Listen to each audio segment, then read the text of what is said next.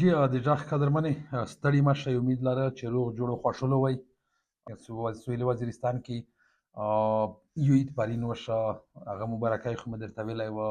لر و بر افغان وطن کې عید وه، نن دویم عید وه. د دویم عید مبارک شه. سبو په د پښتنو په علاقه کې دریم عید وي، نو درې عیدونه وشول.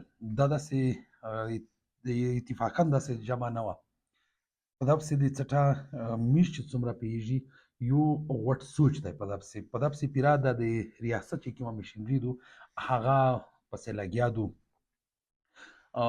موږ په بازور کې د خلکو نه پوښتنې کړې دي. د نن د چا یو دېرشمه روژه وه، د چا دېرشمه روژه وه، د چا 29مه روژه وه، چا پرین عید کړی وه، چا نن عید کړی وه، څوک سبو عید کو. لکه ډېرې خلک نن روژه په بازور کې نه وه نیولې. ونه بازور ته چې ډېر خلک ورغلی وو، روژه یې نه وه نیولې. او ونه بازور چې کومه هغه ډېر خړ وه. نه داسې محسوسېدله چې روژه دو، نه داسې محسوسېده بازور چې دولتیي دی. په دا کوم کسون دي په دا نه مخه د وغږېږي دغه سره جمع کي، خو په دا نه مخه د یو دوه پټوګون در سره شیر کوه. دا پټوګون توس کسئ، دغه پټوګون چې کوم دي دغه د هغه نه چې تللم زه د ډي خانې طرفه نه تللم، نو چې څومره هم په دا لارې باندې چیک پوسټونه دي د آرمي یا د اف سي چې کوم چیک پوسټونه دي دا بوډینه ولته لګېدلي دي. لکه ګرداوي چیک پوسټ شه، پاناباد سکندر چیک پوسټ شه، پاناباد تنهایی چیک پوسټ شه، او ګوملزام ډیم باندې چې کوم دي ولته دا بوډینه لګېدلي دي.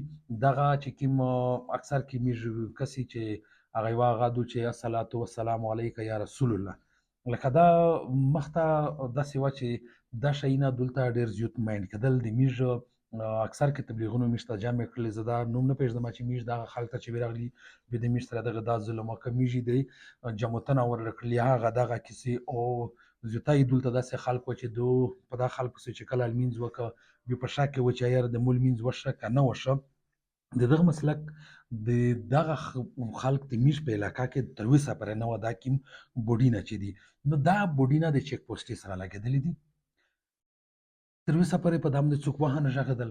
او دا چې لګېدلي دي د آرمي سره ډېر نږدې لګېدلي دي، او په هغه ځایونه کې لګېدلي دي چې کومې د سورلۍ ګاډي په وردرېمي او دغه مخامخ ویني یا په کوم ځای کې سورلۍ کې ځېږي، نو دغه بوډینه چې کوم دي دغه ویني په دا باندې د میږ ملګون چې کومې د هغې په دا باندې ډېره مخته داسې چې کومې کیسې وې داسې کیسې یې کړلې. لکه مطلب نو خلک دومره متنفر شوی وو چې په داسې ملک کې درته وایي چې جامع لمونځ چې وکړه نو په هغه کوم شکمن وي.